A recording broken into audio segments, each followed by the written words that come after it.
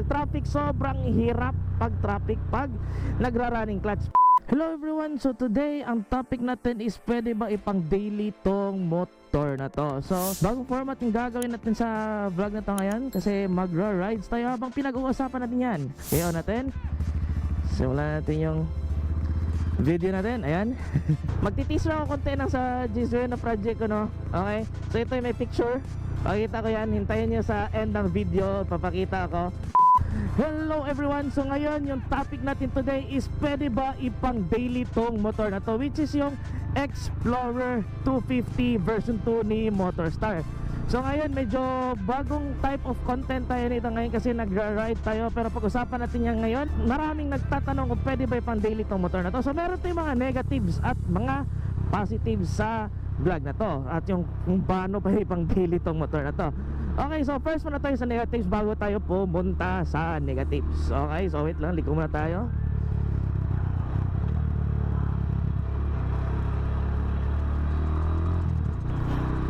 Okay, so first, mga negatives is maraming sa nagsasabi body posture talaga, body position natin, kasi yung sports bike na body position kasi is aggressive, alam nyo naman yun, di ba?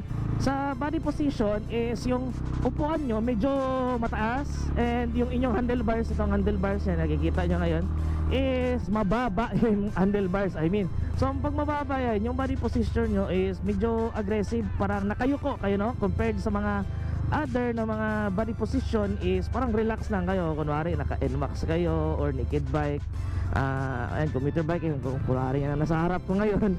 Okay, so parang relax na. Tingnan nyo yung kamay. Okay, tingnan nyo yung kamay ko, di ba? Kun lang na lang, gaganyan ako eh. So ayan, body position. For me, pinapandili ko tong motor na to, yung body position ko. For me, sa simula lang, okay? Sa simula lang siya medyo need mo pa isasanay. Okay, so need mo sanayin sa simula tong body position ng sports bike. Okay, ikot na tayo dito. So yun yung issue na laging sinasabi nila, body posture, kasi sports bike in general is aggressive yung yung posture. But for me, as dinidaily to, never sumakit ang likod ko sa motor na to. Even though sports bike to, no, hindi siya sumakit yung likod ko so far. Hindi naman siya yung sobrang aggressive na katulad ng mga 600cc, 1000cc, kasi yung mga seat height nun umabot ng 800 plus. Seat height naman itong motor na to is 795, do almost na umabot, pero mababa na yun siya sa standards actually. Okay, kaya na to abutin ng 5'4 na height. Okay, so ayan, for me, yun yung sagot ko sa body posture na to. Okay, second naman na negative nito is yung angkasan, kasi pang daily commute, daily riders is merong mga times talaga na meron tayong angkas, di ba? Okay, so as nakikita nyo kanina, uy, may traffic to. Okay. Yung sa angkas naman, yung topic natin na sa angkas, kasi yung foam ng motor na to is medyo maliit, so medyo pahirapan daw yung angkas nito. And ang pinaka-issue talaga nito sa angkas is walang hawakan sa likod. So nangyari niya, yung butas na air duct sa likod, yung dinadaanan ng hangin, doon humahawak yung yung mga angkas. Kaya nangyayari niyan, medyo prone sa sira yung rear cowling, rear fenders na, hindi din siya rear fenders. Yung rear na flarings. Okay, rear flarings, kasi yung sa likod doon nila hinawakan, so yung force ang nangyayari doon na pupunta sa plastic, kaya medyo pahirap yung sa angkasan. Though meron naman mga aftermarkets na benta naman na medyo mumura lang. So ang mangyayari yan, mas malaki yung uupuan ng angkas nyo, and at the same time merong hawakan yung inyong angkas. Pag merong hawakan na yung angkas, then hindi na siya humawak na sa flaring, so wala na masyadong issue na nababasag yung flaring sa likod. Or ipakarbon nyo na lang. Okay, pwede nyo ipakarbon or ipapa-fiber yung rear flarings nyo para walang problema naman sa angkas, di ba? So ayan, yan yung napansin ko sa angkas, sa body position.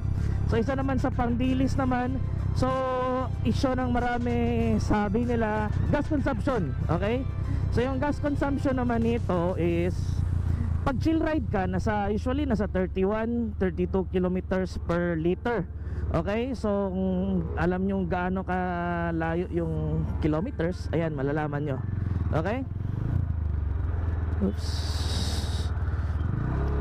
ayan, highway roll tayo. So pag long rides naman, usually pag sinasagad niyo yung inyong high gear para mas makakatipid kayo ng gasolina, tulad ng ginagawa ko, naka gear 4 ako ngayon, gusto niyo pa magtipid, isagad niyo sa gear 5 lagi, tapos low RPM. Gear 5 low RPM, gusto niyo makatipid ng gasolina, aabot kayo ng 38 kilometers per liter pag nakasagad kayo ng gear 5 lagi, tapos low RPM tulad ng gagawin ko, ganyan, ayan. So pinaka magandang konsumo ng gas nito is around yung RPM nya nasa 4.5k 4.5k lang steady, tapos nasa gear 5 kayo, aabot ka ng 38 kilometers per liter nito. Isa yan sa mga strategy para makatipid ng gasolina.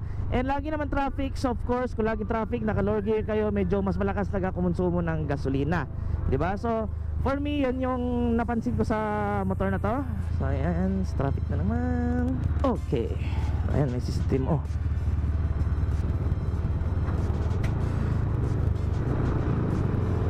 Okay, so isang sabi naman nila is mabigat daw tong motor na to for daily. So medyo mahirapan daw sa traffic.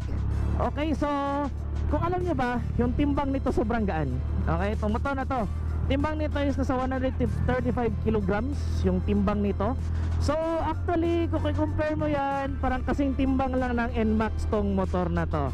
Hindi exact, but almost the same. Kasi 135 to, nasa 132, 133 at yung NMAX. Almost the same lang yung timbang nito. So yung bigat niya, hindi mo masyado random compared natin sa ibang sports bike. Kasi alam natin na sports bike usually ang bibigat talaga. Okay, usually common ng 150cc, another 200 is nasa 140 kilograms, 143 yung 143, 147, something around there yung R15. Yung Sigma 147 alam ko.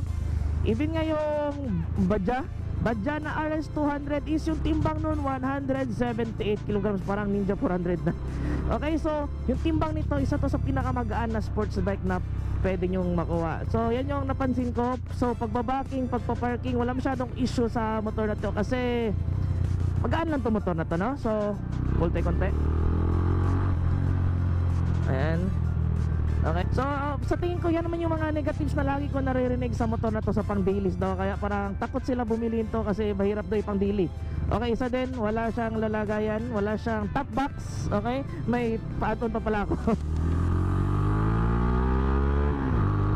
Okay, so yung top box niya, kailangan yung lumagay ng external, wala siyang sariling top box. So wala kang mga lalagayan. So usually ang mangyayari yan, magdadala ka talaga always ng backpack.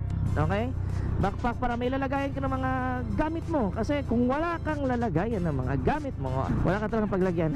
Sports bike. Ayan, so para I think yan na lahat ng positives na napansin ko sa motor na to. And so ngayon sa positive naman tayo, no? Okay, medyo matraffic dito.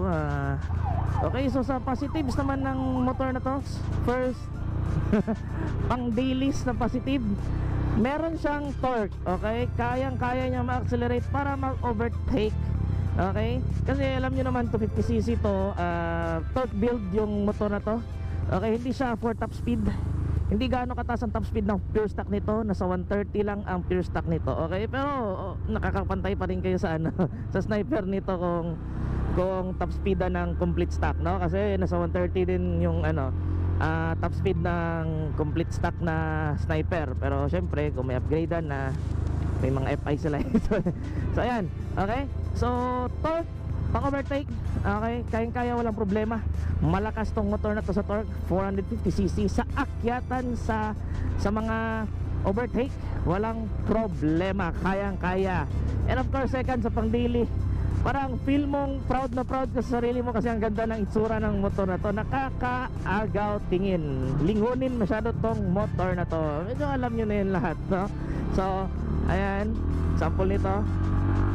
Ayan, ang dali lang, konting-konti lang yung accelerate na ginawa ko nun. Okay, so ganyan. Tingnan nyo, magigir 1 ako. Tingnan nyo ako, gear 2 na. Tingnan nyo, torque, usapang torque.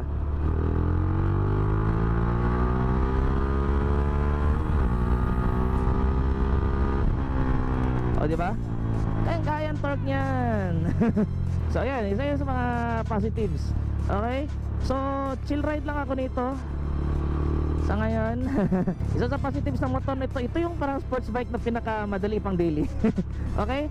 Kasi halos lahat ng sports bike na alam ko na-try ko na din yung mga iba actually. Okay? Ang bibigat. Matik na yon, ang bibigat ng mga sports bike na yon. Pero yung sa gaan talaga, isa yun sa pinaka major factor ng pang daily kasi yung bigat ng bike. Kasi ito sobrang gaan ng bike na to compared sa ibang sports bike lalo na sa pagparking. Okay, hindi pa umabot ng 400cc to, so hindi pa yung makapag-park sa sasakyan. So kailangan nyo sumingit sa mga motor, no, habang nagpa-park. So ang nangyayari yan, pag sumingit kayo sa mga motor, kailangan nyo yung magaan yung bike nyo para ma-maneuver nyo ng maayos. Kasi yung iba bigat, na-try ko na, lalo na yung Sigma bigat na. Kaya alam nyo na okay, so hindi mo ako nagbabash, no, na-try ko naman, maganda din naman yun na kanya-kanya na lang yung trip. Okay, pero for me, gusto ko yung gaan nito. Okay, hindi ko alam kung ito yung next natin. Hindi ko alam kung hindi makakontribute ba to sa maganda pang daily. Yung customization ng motor na to, ang dali nito i-customize for convenience. Kunwari gusto nyo flick ng brake lever, clutch lining, clutch cable. So kung magkakaproblema kayo, ang daming customizability nito, ang daming pwedeng i-change. Pwede nyo gawin tong hydraulic, no? So kahit saan nyo lang makikita mga parts ng motor na to. Kung gusto nyo maging mas comfortable tong motor na to, pwede nyo i-build na mas comfortable tong motor na to for dailies. Kasi inyo yung trip yan. Meron na nakikita mga handlebars na medyo mas mataas compared sa stock. Meron din ako nakikita ayun, pinapirapan nila ang sarili nila pang daily, pero of course mas pogi tingnan, mas aggressive ang ginagawa nila, medyo mas lowered, or diba itong butterfly na to inaangat nila sa taas, ito mas nasa ilalim. So may mga ganyan, customizability, everything. So gusto nyo for more comfortability, pwede nyong i-customize to sagad tong motor na nyo, depende sa inyong imaginations, no? Kasi ang dali customize ng motor na to. Okay? So yan yung masasabi ko. May pahabol ako. Okay, may pahabol ako, may pahabol. Okay? So pasensya, raw tong video na to, hindi to siya yung majorly edited yung mga cuts. Okay? So yung pahabol ko to is merong nagsasabi na pag mainit na yung motor is nagra-running clutch. Okay, so ano ba yung running clutch?